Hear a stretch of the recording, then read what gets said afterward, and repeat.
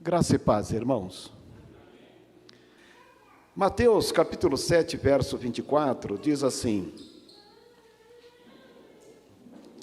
Todo aquele, pois, que escuta estas minhas palavras e as pratica, assemelhá-lo-ei ao homem prudente, que edificou a sua casa sobre a rocha.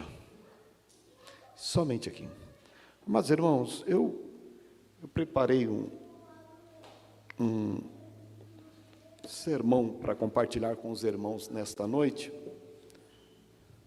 Queria até passar algumas imagens no telão, mas não vai ser possível.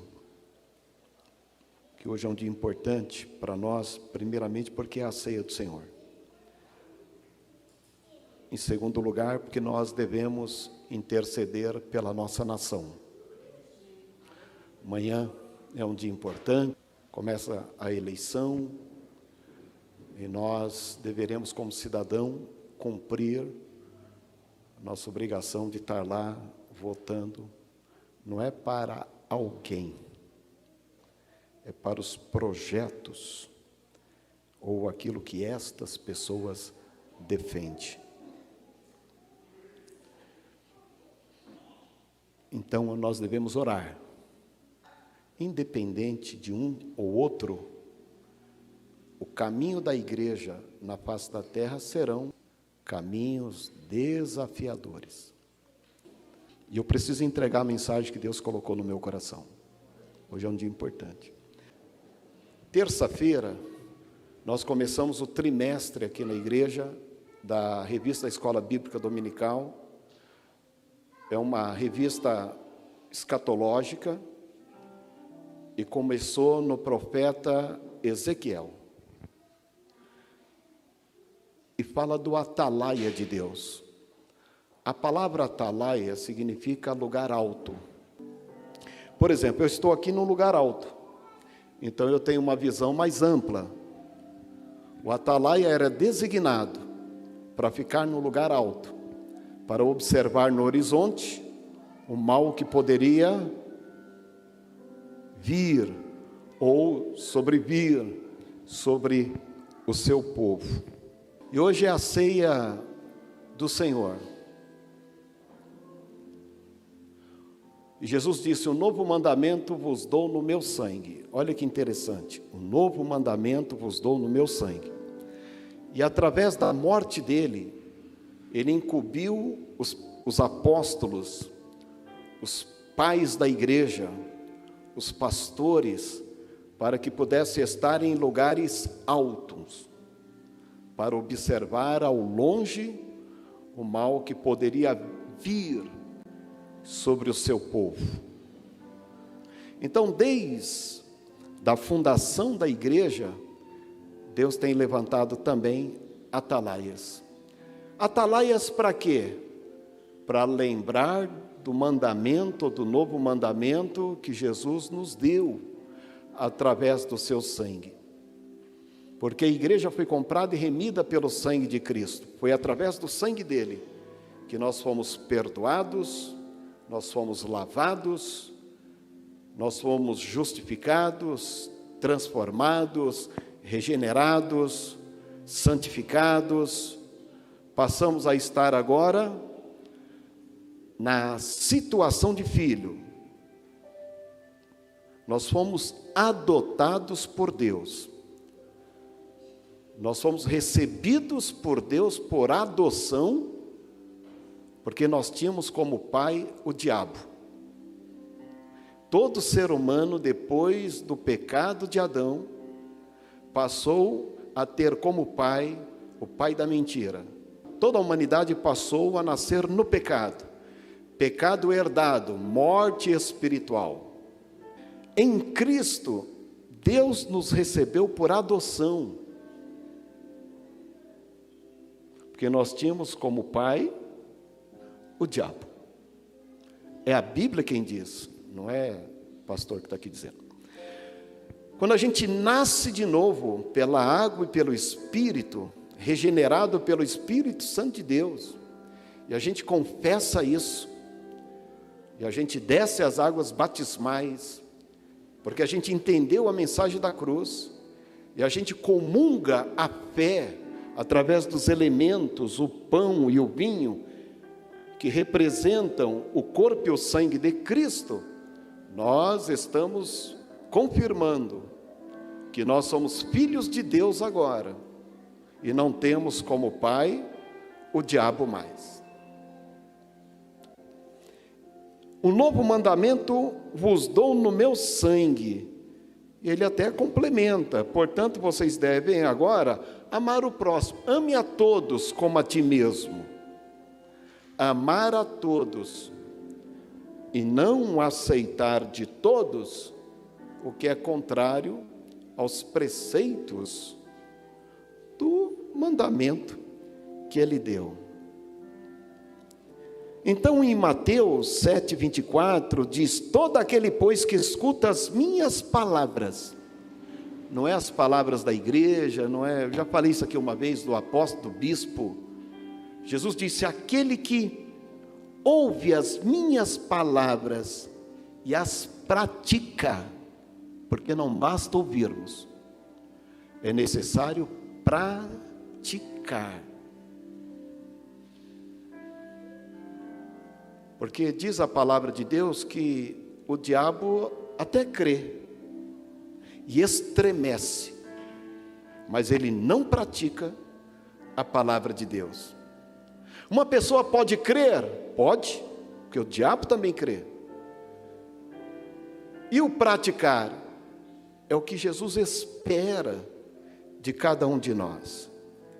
E ele diz: aquele que escuta e pratica, assemelhá-lo-ei ao homem prudente, que edificou a sua casa sobre a rocha.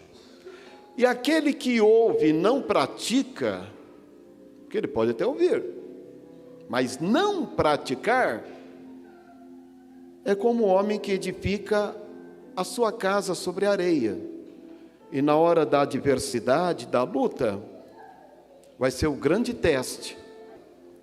Por isso a igreja, ela se norteia por princípios contidos na palavra de Deus.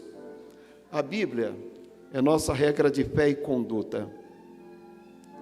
Algumas pessoas pensam que a igreja é uma religião, que o cristianismo é uma religião. Gente, o cristianismo não é uma religião. Tem várias religiões por aí. O cristianismo não é religião. O cristianismo é um organismo vivo. O que é um organismo? É o teu corpo, que está funcionando agora. Está aí o cérebro funcionando, o coração, rins, pâncreas, fígado, sistema nervoso, né, as artérias. Está aí. É um organismo vivo. Cristianismo não é religião. E é tão verdade que a igreja é um organismo vivo, que nós somos conhecidos pela palavra de Deus como o corpo vívido de Cristo na terra, sendo Cristo o cabeça. O Cristo é o cabeça e nós, o seu corpo vivo na terra. Então não é religião, e nem pode ser religião. Por isso que as pessoas falam: eu não entendo estes crentes, porque eles são cristãos e vivem dessa maneira diferente, falam diferente, ou não praticam certas coisas. Por quê? Porque o cristianismo muda a cabeça da pessoa, faz com que a pessoa nasça de novo, se torne uma nova criatura e se torne agora filho de Deus. Então, o cristianismo não é algo que eu escolho, pelo contrário, é o cabeça que te escolhe para ser membro do corpo dele. Não foi vós que escolheste a mim, mas eu escolhi cada um de vocês, para que sejam um comigo, como eu sou um com o Pai. Então nós estamos aqui ligados com a cabeça que é Cristo. E vocês sabem que é a cabeça que dá os comandos, não é mesmo? Quem está dando os comandos para a igreja? O cabeça. E o cabeça é quem? Cristo. E os olhos de Cristo na terra são seus atalaias. São aqueles que Deus comissionou para levar essas palavras que todos devem ouvir e devem praticar. Lá em Ezequiel, capítulo 33, verso 1 ao 7, quero ler somente essa parte. A ti, pois, ó filho do homem, te constituí por atalaia sobre a casa de Israel.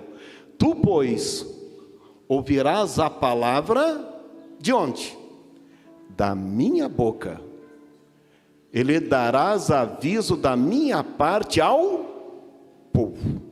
Então o atalaia, ele recebia de Deus a mensagem e ele avisava o povo. E uma das funções do atalaia era essa: olha, guardem a palavra de Deus, ouça, pratique, para que o mal não sobrevenha sobre vós.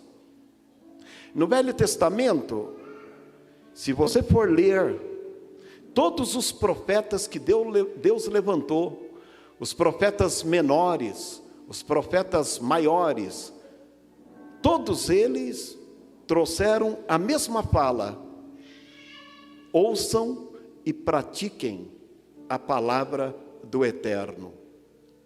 Então era esta questão do praticar que o povo de Deus poderia ser livre da adversidade que poderia vir, ou então não praticando, construindo a sua fé na areia, o mal poderia sobrevir sobre aquele povo. E aconteceu isso.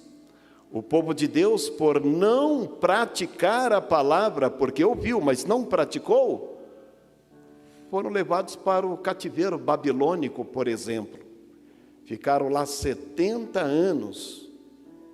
Até mesmo os justos também sofreram pela desobediência daqueles que até ouviram, mas não praticaram. Daniel e seus amigos foram para a Babilônia também. Até mesmo sofreu agravo o próprio profeta Ezequiel, o próprio profeta Jeremias. A gente percebe que essa questão de ouvir e praticar é muito séria no Velho Testamento e no Novo Testamento. E Jesus disse: aquele que ouve as minhas palavras e a pratica, ele é prudente. Aquele que ouve e não pratica, ele é imprudente.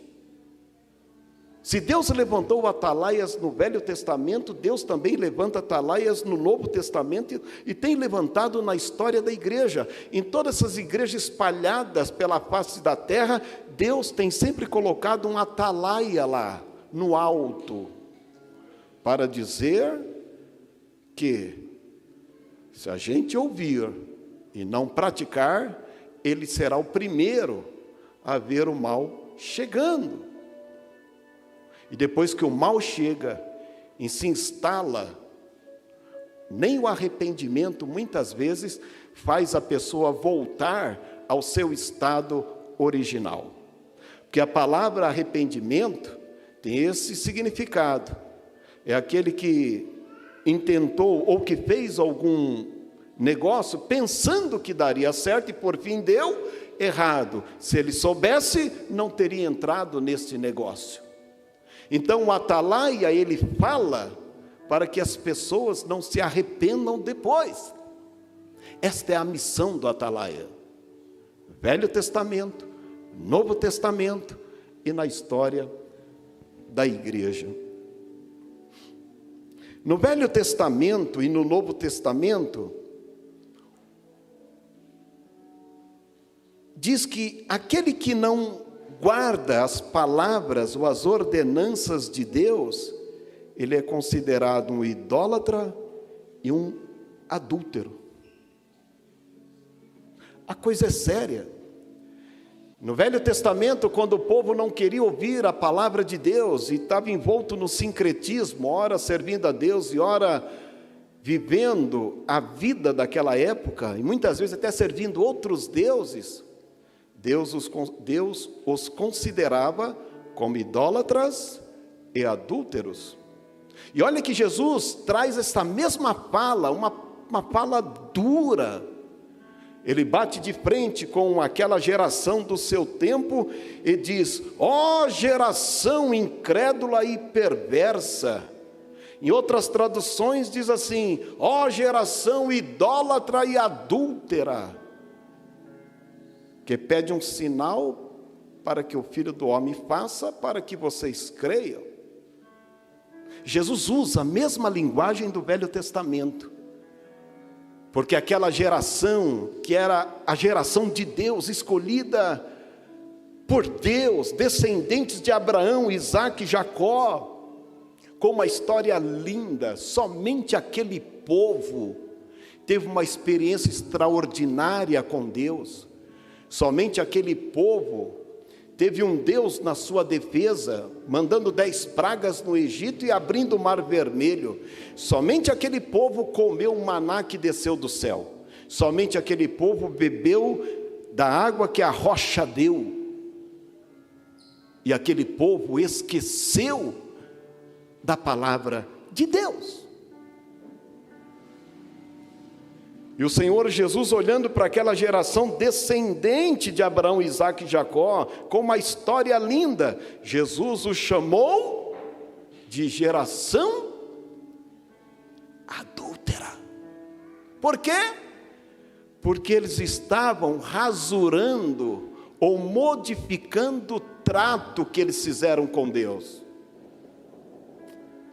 E quando uma pessoa está envolvida em um contrato, onde ele tem direitos e deveres, e ele dá direitos e deveres para o outro, e ele na surdina tenta mudar uma cláusula, ou modificar o texto, ou até a assinatura do outro para benefício próprio, isso chama adulteração de documento. Isto é crime.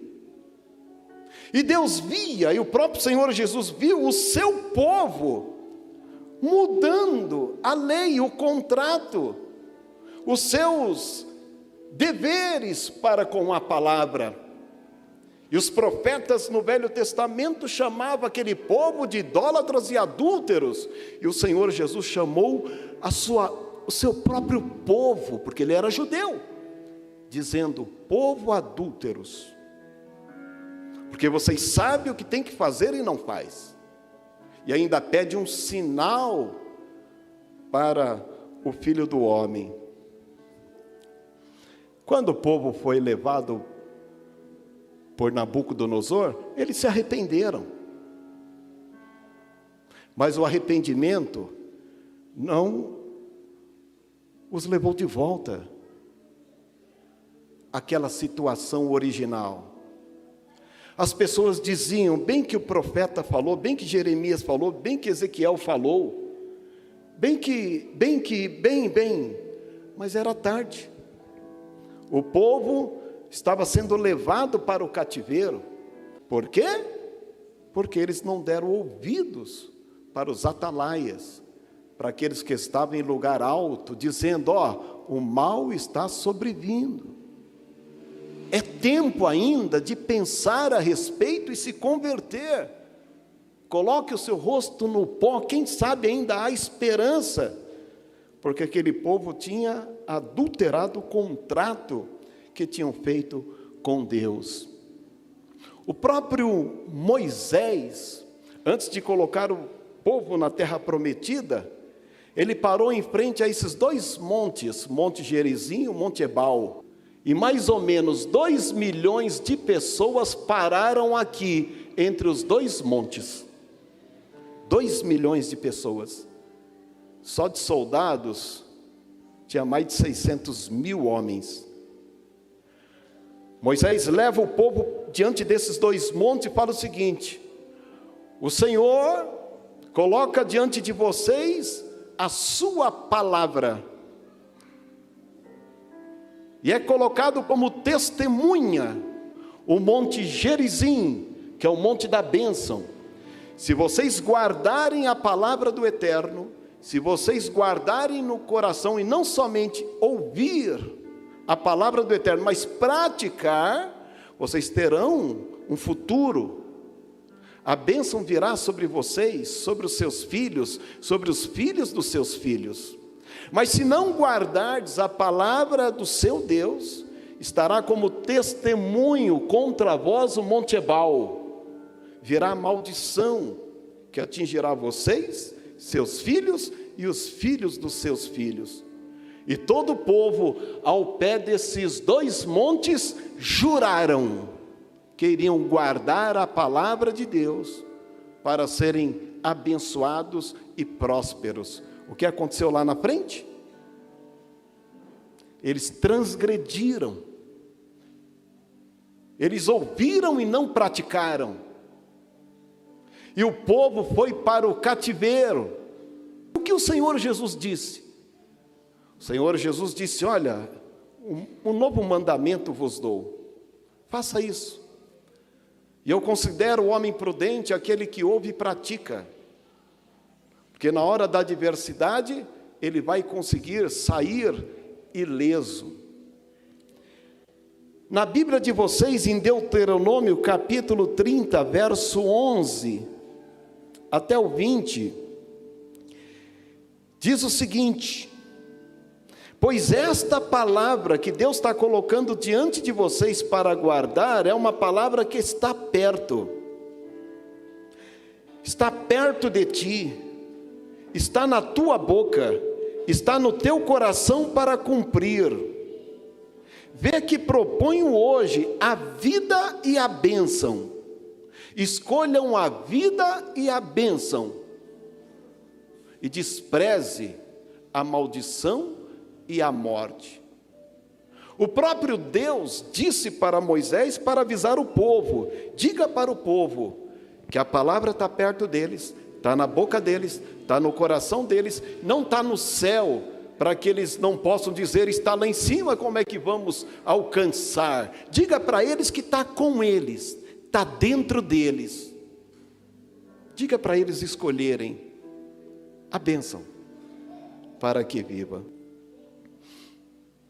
Uma coisa que me chama a atenção na palavra de Deus é que o Senhor Jesus disse: olha, aquele que ouve e pratica minhas palavras, eu coloco essa pessoa como um homem prudente. Mas o interessante é que Ele mesmo faz a supervisão da igreja, para saber se ela está guardando ou não a palavra.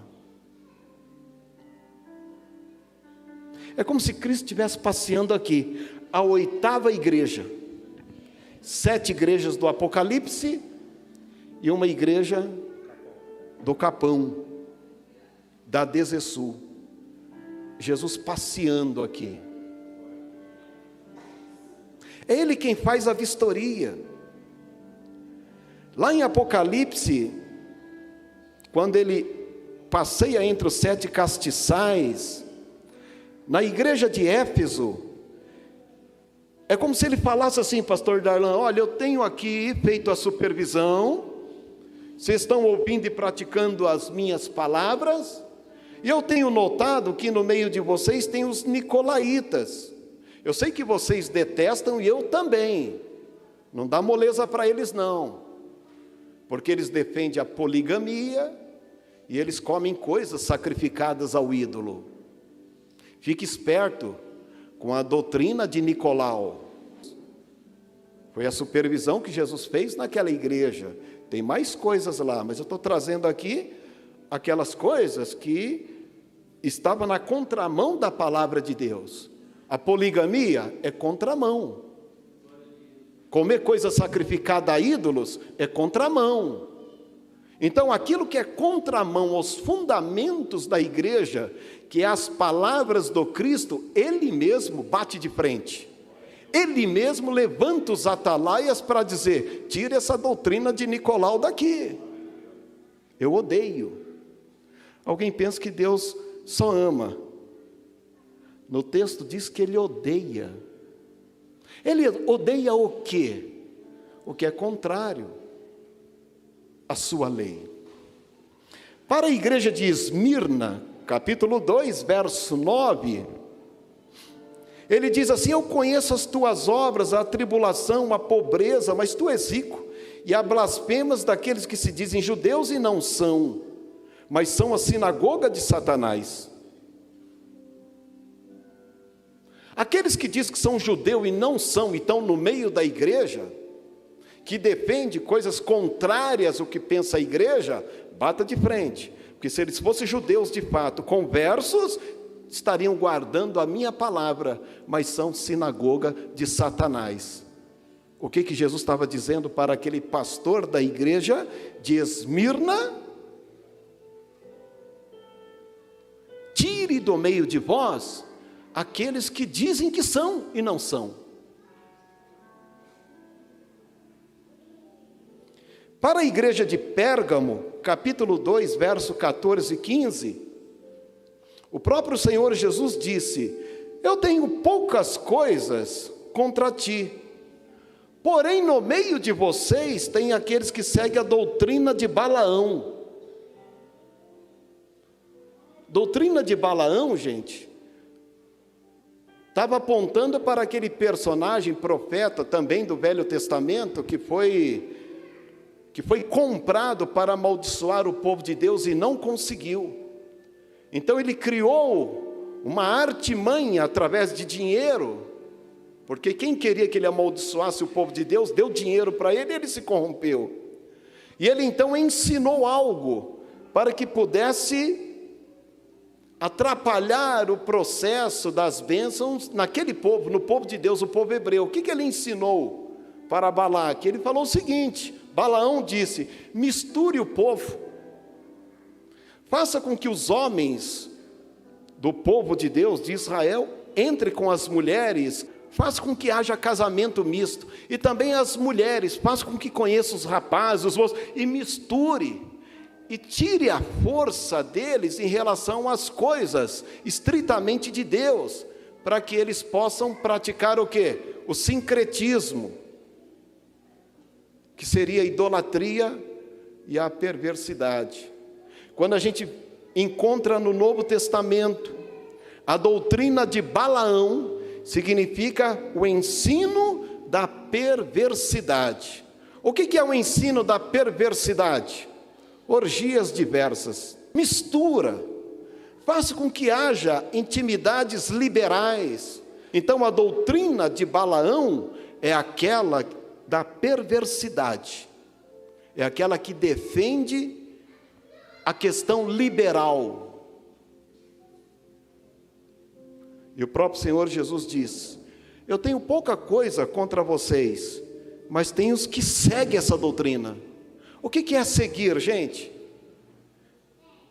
O que é seguir? Seguir é quando a gente fica silenciado. Ninguém precisa dizer eu sou contra, basta a gente ficar quieto e não ter um ponto de vista em relação à palavra de Deus sobre aquilo. Basta a gente ficar quieto. Como diz aquele ditado, quem cala, consente. E ainda para o pastor de Pérgamo, o Senhor Jesus disse: olha, também tem no meio de vocês aqueles que seguem a doutrina de Nicolau. Olha só, gente, a doutrina de Nicolau também na igreja de Pérgamo. E na igreja de Sardes, capítulo 2, verso 20, eu também tenho poucas coisas contra esta igreja, porém, tem no meio de vocês uma mulher profetisa que tem a doutrina de Jezabel. Jezabel foi aquela personagem do Velho Testamento, na época de Elias, uma mulher terrível, uma mulher imoral, uma mulher concordando com todo tipo de imoralidade do Deus que ela servia lá em Sidom e assim por diante. Depois ela casou com Acabe e criou o sincretismo dentro de Israel, e a doutrina de Jezabel estava lá. O que é a doutrina de Jezabel em nossos dias é a mesma concordância com a doutrina da perversidade de Balaão e também com a doutrina da poligamia de Nicolau. Mas vem também uma exortação para a igreja de Laodiceia: vejo que tu não és nem quente nem frio, porque é morno, será o quê? Vomitado. Oxalá fosse quente ou frio, oxalá praticasse ou não praticasse. Tipo assim nos dias de hoje, oxalá fôssemos ou não cristãos, do que ficarmos em cima do muro. Em Apocalipse diz que a meretriz ressurgirá nos últimos dias. João viu uma mulher vestida de púrpura, escarlate, bêbada, com uma taça na mão cheia de vinho, e diz o texto que ela embebedou os reis da terra, e que aquela doutrina que foi e que não é mais, voltaria nos últimos dias. Voltaria. A mesma doutrina que desviou muitos da presença de Deus, eu posso garantir para vocês, ela já está muito bem instalada aqui no Brasil. E quando a Bíblia diz que lá no Velho Testamento, quem corrompia ou quem não praticava a palavra de Deus era idólatra ou adúltero, e o próprio Senhor Jesus também disse do tempo lá da geração deles, o apóstolo São Paulo, em 1 Coríntios capítulo 6, verso 15 e 17, ele diz o seguinte: meus irmãos, não sabeis vós que os vossos corpos são membros do Cristo? Tomarei, pois, os membros de Cristo e os farei membros de uma meretriz? Não, por certo. Ou não sabeis que aquele que se ajunta com uma meretriz se faz um corpo com ela? A historicidade é muito mais além do que a gente imagina. O sexo na questão legítima está lá em Gênesis, o próprio Senhor Jesus confirmou. Portanto, Deus uniu o homem à mulher e os deu em casamento, e eles então deixaram de ser dois para se tornarem uma só carne. Há uma cumplicidade física, emocional e espiritual.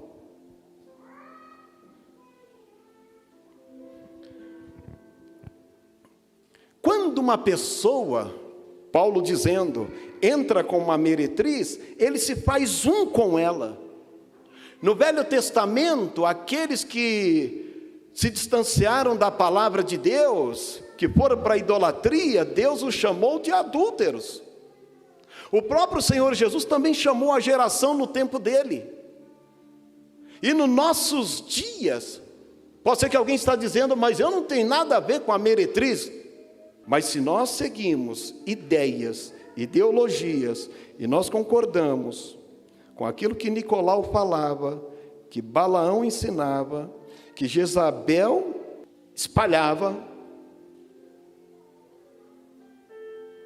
a gente está se fazendo um com ela. Porque o corpo de Cristo somos nós. E quando a gente faz a junção com ideias, a gente está se fazendo um. Não sabeis vós que vós sois o corpo de Cristo? E aquele que entra com uma meretriz se faz um com ela? Quando é que uma pessoa se faz um com a meretriz? Quando ele está de acordo com aquilo que é contrário, os preceitos de Deus. Ele, como membro do corpo de Cristo, se fez um.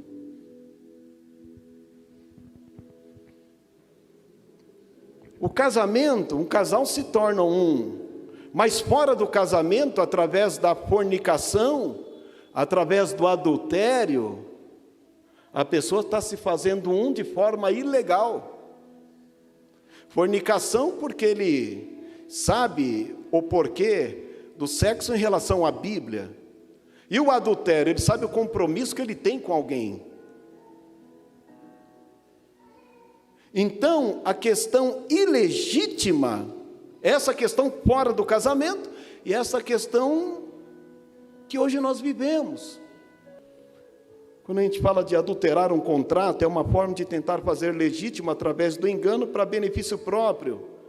É ao tentar alterar um texto já acordado, tentando se passar pela outra parte do contrato. Isso é crime. Quando a gente assina um contrato, gente, a gente tem direitos e deveres. Quando você se tornou um cristão, você tem direitos e deveres. E quando a gente sai do que está no contrato, a gente está adulterando o contrato. É crime. E na questão espiritual, seria um crime espiritual. Quando eu e você assinamos um contrato, você está tendo direitos e deveres. Quantos entendem isso? Mas quando você assina, você está dando direito para o outro? Sim ou não? Sim. Qualquer contrato, com um banco, contrato de locação, no casamento, em relação à palavra de Deus. Então, assinar um contrato é dar legalidade para o outro. Quando damos legalidade? Aí que está. Aquelas igrejas estavam dando legalidade para a doutrina de Nicolau. Aquelas igrejas estavam dando legalidade para a doutrina de Balaão. Aquelas igrejas estavam dando legalidade para a doutrina de Jezabel. Deixa eu falar uma coisa. Quando a gente aceita coisas neste mundo que é contrário à palavra de Deus, você ou eu ou nós estamos dando legalidade. Nós estamos dando direito do outro lado sobre nós. Por isso que, voltando para a questão humana da conjunção, aquele que entra com uma meretriz, ele pode ter o DST, doenças sexualmente transmissíveis, questão do sangue. Ele recebe de herança também o que o outro tem. E há aquela questão de dar legalidade para a doutrina de demônios. Aqui que mora o perigo. Dar legalidade para a doutrina de demônios. Quando uma pessoa está na casa dela e acende uma vela para uma entidade, ela deu legalidade. Ela fez do local dela um território de atuação para aquela entidade. Quando uma pessoa participa de coisas oferecidas a ídolos, ele está dando legalidade no mundo espiritual. Daí eu quero falar aqui de algo rápido. Quando votamos e escolhemos quem nos representará, nós estaremos dando legalidade. Não escolham pessoas, porque essas pessoas entram e vão embora.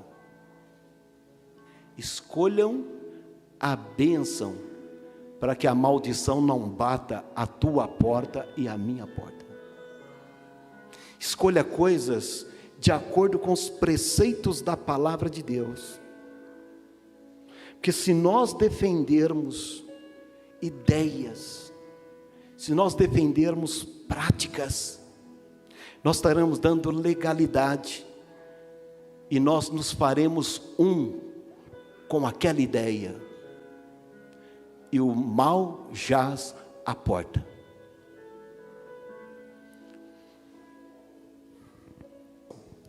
Na Argentina, recentemente, foi acordado lá, no judiciário, etc., o aborto, com 12 semanas, e aqui eles querem estender por um período semelhante ao maior. Vamos olhar a Cracolândia, gente. Dá uma olhada nos Estados Unidos, coisa que os Estados Unidos não mostram, os zumbis que andam lá nos Estados Unidos por causa da liberação da droga. Como é que a gente pode liberar, ou então estar de acordo com a liberação da droga, para a igreja depois se tornar mais exaustiva ainda, para orar e ajudar e famílias e pessoas que se perdem com as drogas?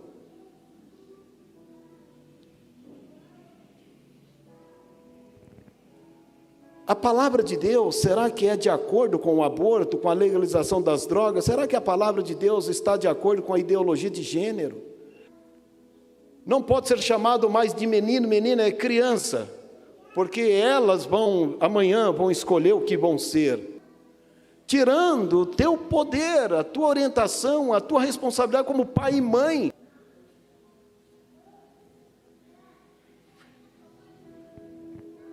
Você quer ficar assim, de cabelo em pé?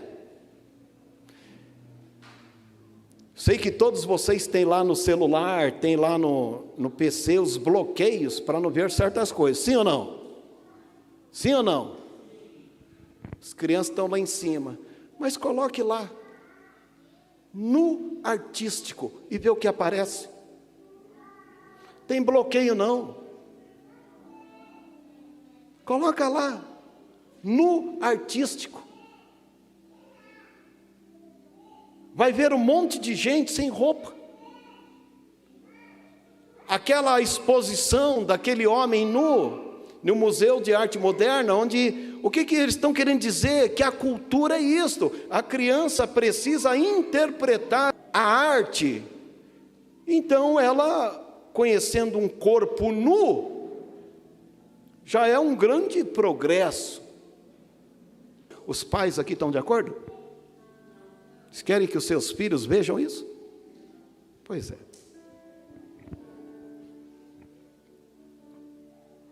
Será que a palavra de Deus é a favor do casamento de pessoas do mesmo sexo? Estou falando a palavra. Vou dar o nome aqui de uma pessoa que diz o seguinte: queremos destruir a família, porque a família é o grande problema do progresso LGBTQI+. Para mim aparece lá, para vocês aqui não. Nós vamos destruir a família. Não dá para ter direito com essa estrutura familiar arcaica que o mundo tem através do cristianismo. Tem que destruir a família. Os documentos já não traz pai e mãe. Os papéis públicos, tudo que é pai e mãe, vai sumir do mapa. Gênero, não é menino e menina. Daí diz a palavra de Deus: honra pai e mãe para o quê? Para que seus dias sejam? Pois é, a própria palavra de Deus define a questão de família, de pai e de mãe. A radicalização nossa também de afirmar com todas as letras o que é uma estratégia política crítica antissistêmica. Porque vocês querem destruir a família? Sim. Queremos. Não é? E se a gente não quer, não vai ser ameaça. Daí teve um movimento do LGBT com um dos candidatos aí que vocês conhecem, 2 homens se beijando, se rolando, em nome da arte. E a pessoa aplaudiu. Aplaudiu. Que linda exposição, que ótima coreografia, que performance extraordinária.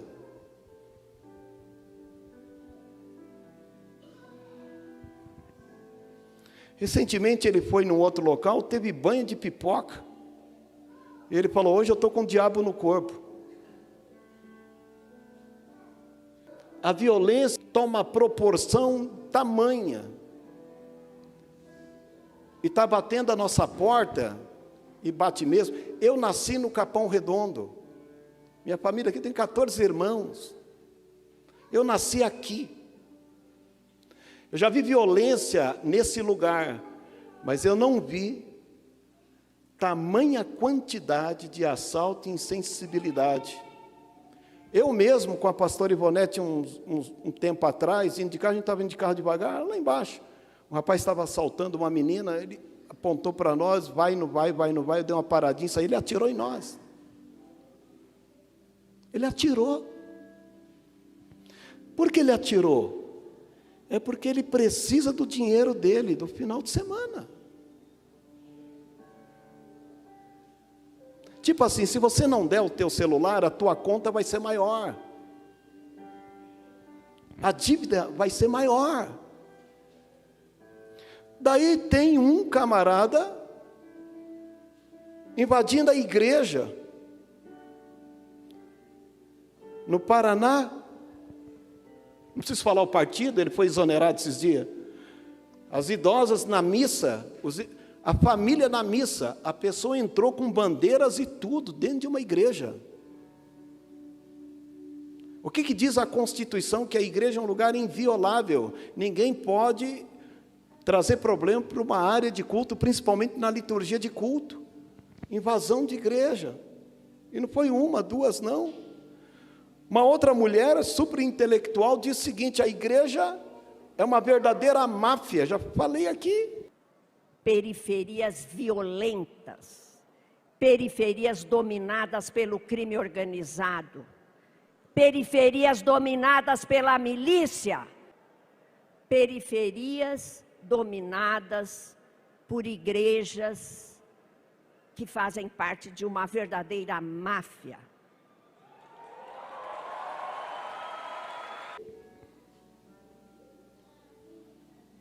Outro diz o seguinte: eu não preciso de padre, não preciso de pastor, não preciso de ninguém. Quando quero conversar com Deus, eu não preciso de padre ou de pastores. Eu posso me trancar no meu quarto e conversar com Deus quantas horas eu quiser, sem pedir favor a ninguém.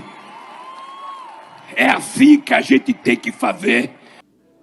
O Estado é laico. Quando ele fala que o Estado é laico, ele está dizendo o seguinte: o Estado não tem religião, é o Estado quem manda na religião.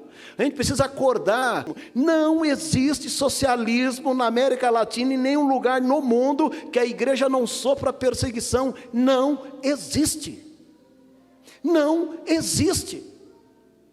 Se eu quero entrar de acordo com coisas que são contrárias à palavra de Deus, eu estou me fazendo com esse negócio. Um dia alguém falou para mim assim: mas na periferia ninguém olha. Gente, eu nasci aqui. Mesmo quem ganhar amanhã ou depois, vai demorar para chegar aqui. Porque aqui não chega depressa, não. Aqui é o confins da terra. O último povo que precisava ouvir a palavra de Deus, porque Cristo vem. Ele vem buscar a igreja. Queria mostrar aqui o que teve com aquela torcida organizada, Gaviões da Fiel, naquele carnaval, a figura do diabo arrastando Cristo. Arrastando Cristo. Satirizando Cristo. No Rio de Janeiro também. Eu pergunto, que cristianismo nós vivemos, gente, se nós não repugnarmos estas coisas? Qual a igreja nós vamos entregar para os filhos ou para os netos amanhã, se Jesus não vier? A igreja, ela tem que aguentar até que Cristo venha. O que é a igreja? A igreja, gente, é como um bote que está furado. Escuta isso. E você precisa estar nesse bote, que é o único que vai te salvar e te levar para o outro lado. Quando falo está furado, é por causa das lutas e adversidades. E você precisa ficar dentro do bote. Então a igreja, ela precisa o quê? Ter todas as condições para chegar lá. Agora, se nós não abrirmos nossos olhos, a tribulação chega antes da hora, a perseguição vem antes, e o barquinho afunda antes do grande livramento. Em Provérbios 17:15 diz assim: há duas injustiças que o Senhor abomina, que o inocente seja condenado e que o culpado seja colocado em plena liberdade como justo. O que diz Deus? Ele abomina. Provérbios 24, verso 23 e 24. Coisas ditas por homens sábios. O juiz não deve favorecer ninguém, e se ele declarar inocente um homem que é culpado, será amaldiçoado e odiado por todos. 1 Crônicas 19:1-2, a repreensão que o profeta do Senhor fez ao rei Josafá, que foi ajudar o ímpio rei Acabe. Devias tu, ó rei Acabe, ajudar o ímpio e amar aqueles que ao Senhor aborrecem? Por isso virá sobre ti grande ira da parte do Senhor. A coisa é séria. Seríamos tão bom tomarmos decisões, mas que não pudéssemos dar legalidade. Eu posso tomar uma decisão muito boa por questões sociais, por questões que realmente a gente está vendo que é necessária. Mas se eu tomar decisões no campo espiritual, eu estarei me fazendo um com a meretriz, adulterando a palavra de Deus, e eu estarei dando legalidade para que o mal bata a minha porta. Quem está dizendo isso? A palavra de Deus. O novo mandamento vos dou no meu sangue. Tipo assim, ame o próximo, mas não concorde com o pecado do próximo. Não concorde sequer com os seus pecados. A minha maior preocupação é a gente se fazer um com aquilo que é contrário aos preceitos de Deus. Porque a gente pode estar dando o quê? Legalidade. Esses dois personagens que tem aí, se você não gosta do Bolsonaro, não vote nele. E se ele ganhar, vai errar? Vai. Não fique esperando perfeição, porque aquele querubim era e caiu. E o outro? Vou dar um conselho para você. Vote nulo, para o mal não bater a tua porta. Para você não dar legalidade no mundo espiritual. Quem diz isso? É a palavra de Deus. Quem é o homem prudente? É aquele que ouve, é aquele que pratica. Ele será semelhante à casa edificada sobre a rocha, que vai bater o vento, mas ele vai persistir. E o homem prudente é aquele que ouve e não pratica. Quando vier a luta, a prova, a casa cai, porque ela não tem fundamento. Deus não está lá. Hoje o Monte Ebal e Gerizim está diante de nós. Hoje o Atalaia se colocou em pé mais uma vez, para dizer, a questão do mal depende muito da nossa decisão hoje. Porque mesmo o arrependimento depois, não nos leva à situação original. Eu não quero ver nas escolas estas crianças aprendendo arte. A maioria dos pais aqui sequer toma banho com os filhos. Tem até vergonha e receio. Para ter cidadãos em uma sala de aula. E vai chegar isto. A gente só precisa fazer com que o barquinho chegue do outro lado. A gente só precisa resistir, porque o dia mau ele vem, mas se a gente não estiver alinhado com a palavra de Deus, o dia mau chega antes da hora, gente. Hoje, ore a Deus. Quando o Filho do Homem voltar, achará fé na terra? Não vai achar. Mas a gente precisa chegar do outro lado. Para chegar do outro lado, a gente precisa combater algumas coisas, para que o barquinho ou o bote não afunde antes. Nós vivemos um tempo difícil, gente, como nunca vivemos antes. Hoje a maioria das convenções das Assembleias de Deus, igrejas tradicionais, padres, estão tudo repensando muitas coisas. E é bom, porque a gente precisa repensar mesmo, a gente precisa reorganizar. Agora o nosso futuro, eu sei onde está. Em ouvir e praticar.